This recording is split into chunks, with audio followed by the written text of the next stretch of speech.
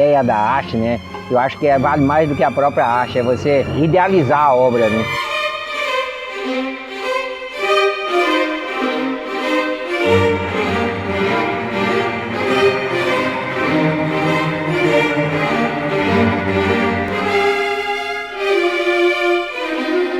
Eu não gosto de fazer a obra para o espectador, você entende?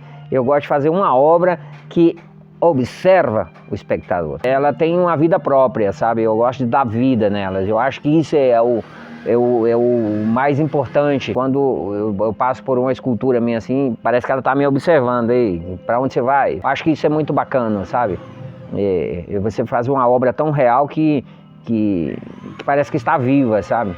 E não somente pela a expressão, mas pela presença dela. Ela tem uma presença muito maciça, é uma coisa maciça, ela tá ali, não tem como você chegar ali e passar por cima. Ela tá ali, peraí, esse espaço aqui é meu, então aqui me respeita. Às vezes ela causa até susto, dependendo da forma que você vê. De repente você tá passando por aí, de repente você tá desapercebido e dá uma olhada, você vê uma escultura, você leva susto. Você faz uma escultura de um animal, por exemplo, o animal parece tão vivo assim que você soprar nele, ele respira, você entende? Eu acho que isso é bacana, sabe? Ele dá essa segurança de que ela precisa estar ali, sabe? Ela passa essa segurança pra gente. E ela passa essa segurança de que a forma é mais importante do que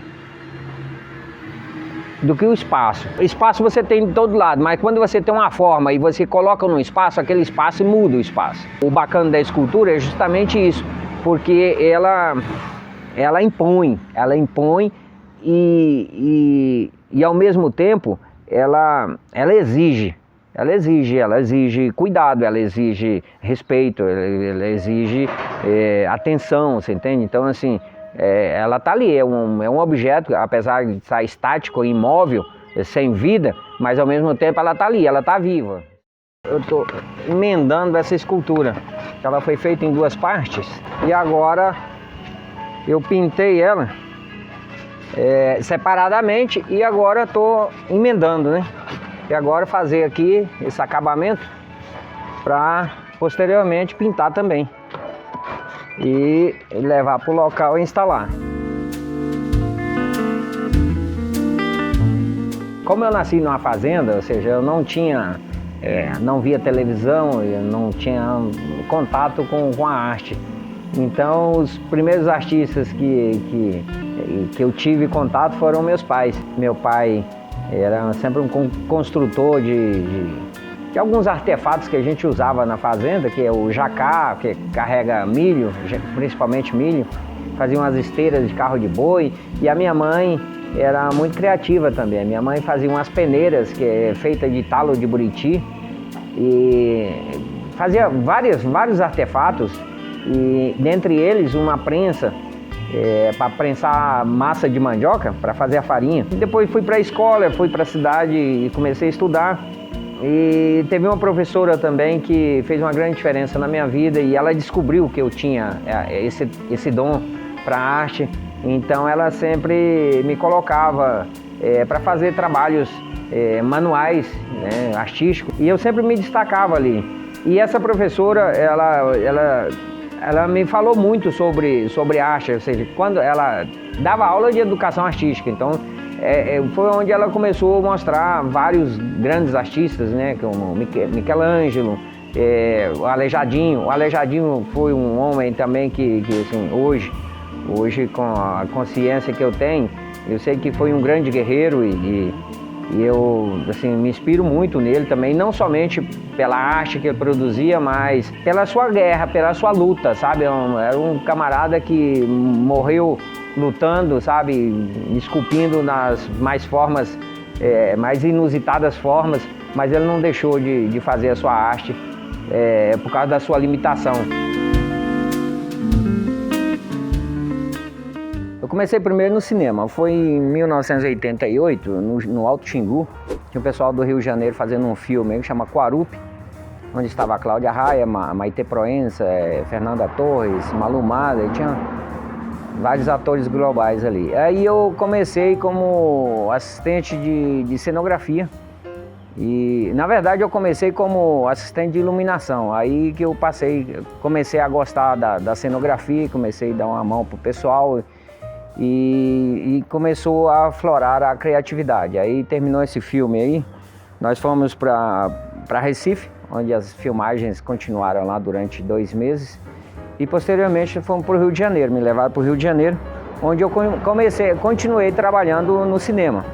Foi onde fiz o meu primeiro filme internacional, foi Orquídea Selvagem, rodado no Rio de Janeiro em 1989. Aí seguimos, onde foi que eu cheguei a trabalhar com os Trapalhões. Fiz 2 filmes com os Trapalhões, O Mistério de Robin Hood, com os Trapalhões e a Xuxa, no qual eu faço uma participação, bem no final do filme eu apareço aí, tem meu nome ali nos créditos. E fiz várias cenas de dublagem do Didi. Já o outro, A Árvore da Juventude, com os Trapalhões e Cristiano Oliveira, que inclusive a árvore, é onde eles tomam aquela água que rejuvenescem e tal, aquela árvore foi um dos meus primeiros trabalhos. Toda a parte de construção de cenário, tanto na parte cenotécnica, que a parte cenotécnica é mais a questão de construção mesmo de casas, por exemplo, mas de uma forma bem cenográfica, né, que é feito de madeira, é tudo um faz de conta, né. Então comecei nessa parte e depois posteriormente a isso eu entrei também como uma função de aderecista. O meu diretor, que era o diretor de arte dos filmes que eu trabalhava, ele era carnavalesco também, eram 2 diretores de arte e eram carnavalescos os 2. Então me levaram para fazer os carnavais do Rio de Janeiro, foi onde eu comecei a desenvolver minhas primeiras esculturas grandes, foi no Carnaval do Rio. Na época do Collor de Mello, né, tô falando de 1991, 92 por aí, e entrou o Fernando Collor de Mello e naquela época existia no Brasil a Embrafilmes, que era uma empresa brasileira de filmes que patrocinava, era do governo federal, que patrocinava as produções cinematográficas, as produções artísticas do país. E com a entrada do Fernando Collor, essa instituição foi extinguida, então acabou a cultura do Brasil, foi pro chão, né? O cinema nacional acabou tudo quanto é produção durante 2 anos sem fazer uma produção cinematográfica. E naquela época a gente chegava a fazer 10, 15 filmes por ano. Então, assim, era muito bom essa questão da cultura no Brasil. Foi até mais forte do que é hoje, entende? Então foi na época que eu saí do Brasil. Eu saí daqui, na verdade, com a intenção de ir para os Estados Unidos, né? Porque na época que todos os meus colegas do cinema, eles foram para os Estados Unidos nessa época. Mas só que eles foram legal, foram de avião e tal, e eu queria viajar, eu queria uma aventura, então eu queria ir pelo México e fui assim, na raça e no peito, sabe? Você acaba perdendo um pouco o foco, né? Porque você não tem data, você não tem compromisso, então eu fiquei assim, meio de boa pra lá e pra cá e conheci várias pessoas, muitos artistas importantes na Colômbia, na Venezuela, no Peru. E foi onde eu interagi bastante e acabei perdendo o foco dos Estados Unidos, porque já vão aparecendo outras coisas, né? Quando você pega a mochila para viajar, você tem que ser flexível, você tem que estar de acordo com o que... abraçar o que vem, né? E foi o que aconteceu. Por lá fiquei um bom tempo, depois... Isso eu já tinha estado na Venezuela e tinha estado no Peru, e depois que eu voltei para a Colômbia com a intenção de pegar o canal do Panamá para ir pro México. Mas aí, bom, veio filhos e a viagem foi interrompida, não, ela foi adiada, né? Que eu acredito que logo em breve vou realizar meu sonho de novo. Essas obras ainda estão lá nesses lugares? Estão, tem hoje um monumento, por exemplo, numa praça principal do bairro Floresta, em Medellín, que é em bronze, uma obra que ela não vai acabar nunca, né? Então ela está lá. Foi uma homenagem ao Cid Eterito da Floresta, ou seja, é uma festa folclórica que tem no país, e da modalidade infantil. Então eu fiz uma criança em tamanho natural, por aí 1,5 metro de altura, com um cesto de flor, um arranjo de flor que vai nas costas, que é a festa tradicional, Festa das Flores. Esse aqui é o molde daquela obra Pietà, de Michelangelo. Então, essa é a forma, né? Cada abertura dessa aqui é uma parte do molde, entende? Então, você precisa dividir ele em várias partes para poder abrir, para poder desenformar. O molde, os detalhes dele ficam por dentro.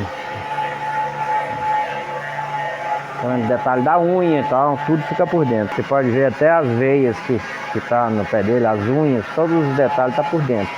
Então quando eu vou reproduzir, eu impermeabilizo toda essa peça e jogo esse mesmo material aqui. Só que aí ele vai fazer o positivo. Quando secou, tirou, já está o positivo.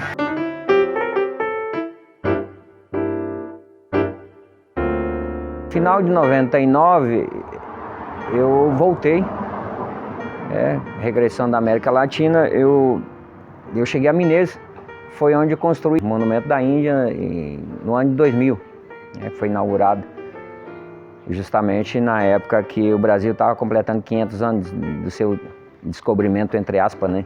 A Índia América, ela não é uma homenagem aos índios, ela é uma homenagem ao Brasil, né? Através de mineiros. Ali não é somente a raça indígena que está sendo representada, os brancos ali também estão sendo representados. A Índia, a simbologia dela é aquelas raízes, ela representa as raízes do Brasil. Quem são as raízes do Brasil? São os índios.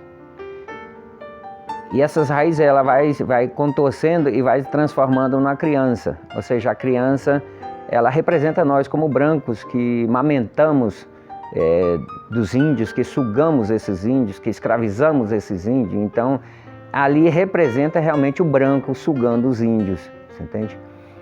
A Índia está rompendo umas correntes. Aquela corrente, na verdade, é a corrente da opressão, a corrente do preconceito, a corrente da manipulação, a corrente do preconceito não somente contra as raças, mas também religiosa e tudo isso, né? E aquele grito é um grito de liberdade, então é um grito um grito da alma, você entende? Me solta que eu não quero viver escravo, é só isso. Eu vou te contar, teve um fato bem interessante na construção dessa Índia, porque houve um atentado político, né? E essa Índia, derrubaram ela durante a construção e o globo, ali embaixo onde está as raízes, na verdade era um globo. Era um globo vazado com raízes entrelaçadas. E houve um atentado de madrugada lá no galpão onde eu estava construindo, que cortaram o ferro que sustentava ela, como era um globo, então ela só era sustentada por um ferro na cabeça. E alguém foi lá e serrou aquele ferro e ela caiu. E como tínhamos um prazo para inaugurar, eu tive que remodelar, refazer, repensar a base dela, que foi onde eu construí aquele ali, que vem representar, na verdade, como uma oca, né? O habitat natural deles. Mas houve muita rejeição, até porque por causa daqueles seios, né? Por causa das nádegas da Índia, então assim, aquilo causou um certo choque inicialmente, né, na população, porque uma mulher pelada aqui na avenida, e logo o índio, o que Mineiros tem a ver com índio? Tem tudo a ver, né? O Brasil tem tudo a ver com índio. Mineiros nessa região aqui, o Dr. Martiniano, o escritor, fala aí que aqui era cheio de índio por todo lado. Eu digo que há menos de 200 anos aqui habitavam índios nessa região, né? Desde Serranópolis, Costa Rica, aqui Mineiros, Ponte Branca, Araguainha, até Barra do Garça, tudo isso aí era habitado por índio. Eu falo porque eu nasci numa fazenda aqui bem próxima, Fazenda Balaboa, aqui no município de Caiapônia, e hoje é município de Doverlândia. Essa fazenda lá que era do meu pai, e ela está cheia de inscrições de índio nas pedras e artefatos, e a gente encontra até hoje lá vestígios da passagem desses índios por aqui. Então, assim, Mineiros tem tudo a ver com índio, né? O que falta, às vezes, é esclarecimento, o que falta é entendimento, falta conhecimento cultural, conhecimento histórico, né? Acho que quando a gente estuda um pouco mais, você tem uma mente mais aberta. Então, assim, Mineiros tem tudo a ver com índio. Até 2002 permaneci em Mineiros, 2002 construí o monumento do Dom Eric, em homenagem ao Dom Eric. E aí fui para Florianópolis, onde continuei trabalhando. Regressei os meus trabalhos com o carnaval. Fui protagonista nos carnavais lá com as minhas esculturas e saí na mídia também várias vezes, jornal, televisão. Regressei a Mineiros novamente em 2005, fiz o Monumento da Bíblia, voltei para Florianópolis. Regressei a Mineiros em 2010, onde estou até hoje. Foi inaugurado dia 11 de setembro de 2011, inaugurado o monumento na entrada do Parque Nacional das Emas, em comemoração ao cinquentenário do parque, né? E ao dia do Cerrado, que é o 11 de setembro, e sem contar que era o meu aniversário também, 11 de setembro, né? Então foi uma data muito marcante. Em 2012 inaugurei aqui na entrada de Mineiros esse monumento das Emas, também é uma homenagem ao Parque das Emas. E em 2018 inauguramos a estátua do Antônio Carlos Paniagua. E agora estou aí, esses monumentos que vocês estão vendo, vão ser instalados na cidade de Araguainha, no Mato Grosso, deixar mais um legado, né, em mais uma cidade, mais um estado, conquistando espaço, né?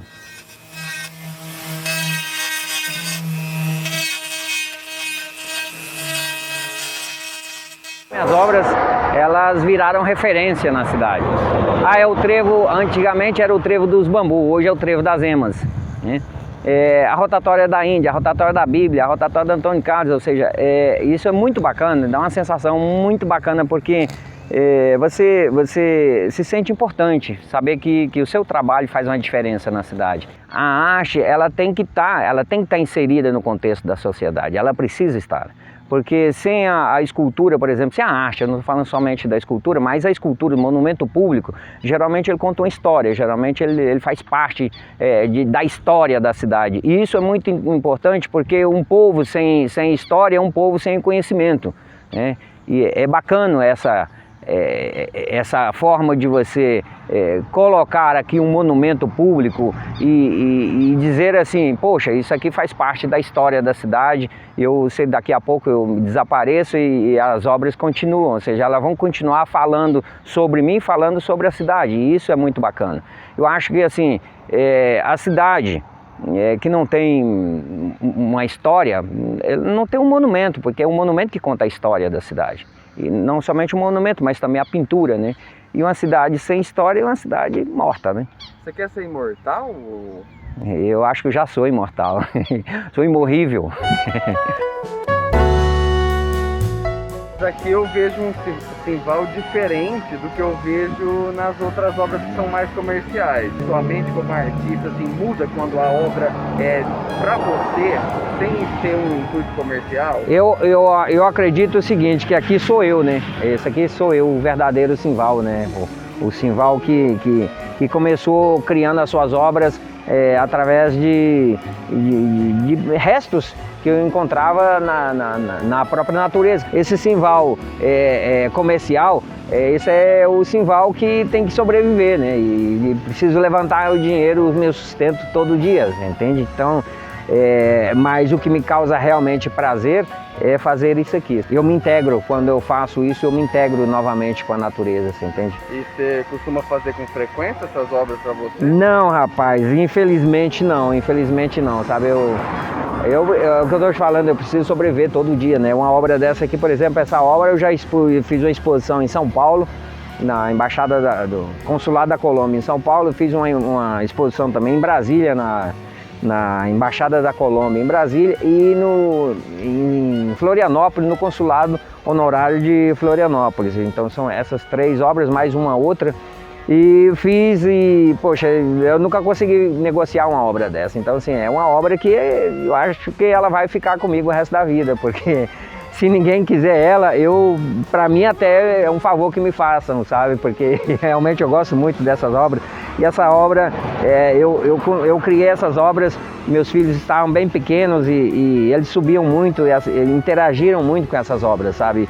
E eu acredito que uma obra como essa eu não vou reproduzir ela nunca mais. Os seios dela são as cabaças, o cabelo é um cipó, escada de macaco, e galhos, são vários galhos de várias formas. E posteriormente uni todos esses galhos, achei a forma interessante, modelei com gesso e revesti toda ela com fibra de vidro. Então é uma obra que pode ficar na intemperie e está bastante pesada ou seja, está protegida do sol e da chuva. Tudo que nós fazemos, nós tiramos da natureza, né? E retribuir essa dádiva que a natureza nos dá é muito importante para o artista.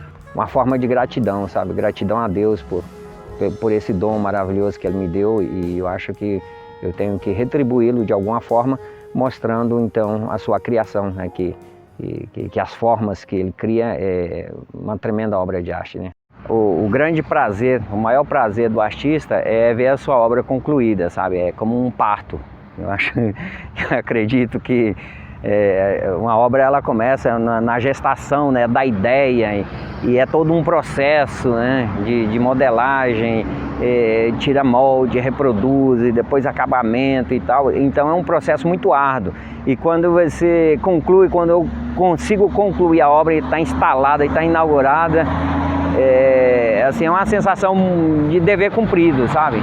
E é onde a gente realmente, como artista, se deleita na obra, vendo não somente a sua obra pronta, mas as pessoas deleitando com o seu trabalho. E isso é o maior prazer que eu posso sentir, sabe? Ver, passar aqui nesse trevo, por exemplo, e ver as pessoas aqui interagindo, tirando fotos e comentando, né? E isso para mim é um prazer como que inigualável, sabe? A arte não é minha, né? Assim, eu fiz, mas eu apenas sou o autor. Mas a arte não é minha, a arte é para vocês, é para o povo, é do povo e para o povo, né? Principalmente quando se trata de monumento público, ou seja, uma obra pública, e se é público, é de todos, entende? Então, eu acho que a arte, se ela é produzida com o intuito de ser algo pessoal, ela já perde o valor, porque a arte ela tem que ser compartilhada, sabe? Ela tem que ser vivida no contexto geral da sociedade. Eu acho que esse é o maior valor que a arte pode agregar na sociedade, você entende? É que todos possam desfrutar dela, mesmo não tendo o poder aquisitivo, por exemplo, de ir numa galeria. O cara tem uma galeria aqui ao ar livre para poder visitar e de graça, né? Então é por isso que a arte que eu faço é do povo e para o povo. O que é a obra perfeita? Existe uma concepção do que você já quer? Ou a obra perfeita é aquele negócio que sempre vai ficar na tua cabeça? Existe? É uma coisa que existe pelo menos na imaginação, ou é só a vontade do artista da vida inteira? Eu acho que é isso que faz o artista ser bom, é ele buscar a perfeição, você entende? Eu acho que isso é o que leva ele realmente chegar mais próximo possível da perfeição. A obra de arte ela tem que ser pensada, ela tem que ser estudada, ela tem que ser vivida, sabe? Ela tem que ser sentida, não é aquela coisa, o cara pega aí um balde de tinta, deixa eu cair lá de cima da escada, caiu ali no chão, em cima de uma tela e virou aquilo ali, o cara já vai, põe lá, e aí o cara tem que inventar uma história ali para poder justificar a preguiça dele. E ainda convencer o cliente de que aquilo ali, pô, é bom, você entende?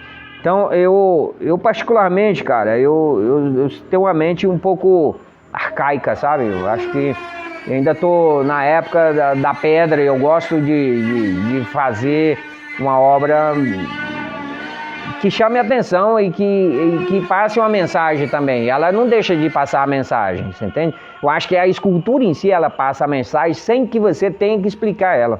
Você colocar sentimento na obra, você entende? E o sentimento é o que faz a grandeza da obra. Porque uma obra sem sentimento é uma obra morta, você entende? E a escultura, apesar dela ser estática, dela não ter fôlego, mas ela é uma obra viva, ela tá ali, eu já falei sobre isso aí, ela tem seu espaço, né? O sentimento que você coloca na obra, você acha que tem que ser necessariamente bom? Ou sentimento é sentimento e mesmo não. Tipo, raiva... Sentimento é sentimento? Sentimento é sentimento. Eu acho o seguinte, eu posso fazer uma escultura estando com muita raiva, você entende? Tipo assim, eu trabalho a escultura, na verdade, com muita raiva muitas vezes, você entende? Raiva porque, pô, tá vencendo o aluguel, tá vencendo a prestação do terreno, tá vencendo o salário do funcionário, e você não tá com dinheiro ainda, e você precisa produzir. E isso acaba te causando um certo estresse, entende? E principalmente que a escultura, ela exige de você muito esforço físico. entende? Às vezes você se machuca, você xinga, né, fala palavrão, e depois você vai lá e se arrepende, respira novamente e fala, não, eu tenho que começar de novo. E muitas vezes quebra, né, você está fazendo uma obra, ela está quase pronta e de repente, pá, caiu, quebrou, você tem que refazer tudo de novo. E isso muitas vezes dá muita ira, você entende? Eu não vou dizer que a escultura é porque eu sou artista, eu sou zen, não. Eu também sou ser humano e que eu também tenho meus momentos de ira, né? E isso não me faz melhor do que ninguém ou pior do que ninguém. Eu acho que é ser autêntico com a gente mesmo, né? Eu acho que o verdadeiro artista é esse que reconhece que é fraco e que através da sua fraqueza ele consegue construir grandes obras, você entende? E que essas obras transmitem uma sensação de muita força. Falar, pô, esse artista parece que o cara era terrível, né? Mas não era. O artista é um fraquinho igual eu, muitas vezes, magro, pequeno, você entende? Mas que é capaz de fazer grandes coisas. A verdade é que o artista não pode ser menos do que sua obra, porque sem um artista ele não faria sua obra. Ou seja, então a obra é fruto do seu trabalho.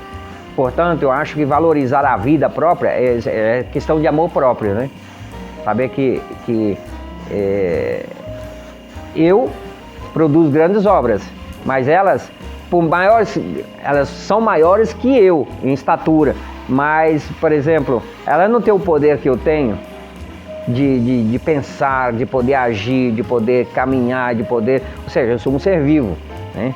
Mas a grande diferença é que essas obras vão permanecer e eu vou partir, entende? Aí que está a grande diferença. Não é que ela seja mais ou menos, ela é um complemento de mim, ela é um pedaço de mim que vai permanecer vivendo enquanto eu tenha que partir, entende? E aí é onde ela vai ter um grande valor, porque o artista já não está. Eu luto muito por isso, sabe? Eu não quero morrer e daqui 30 dias já ninguém saber quem era eu, daqui 1 ano, 10 anos, daqui 100 anos, eu quero permanecer vivendo através da minha arte. Apesar de que o ideal seria que eu pudesse desfrutar de tudo isso enquanto estou vivo, né?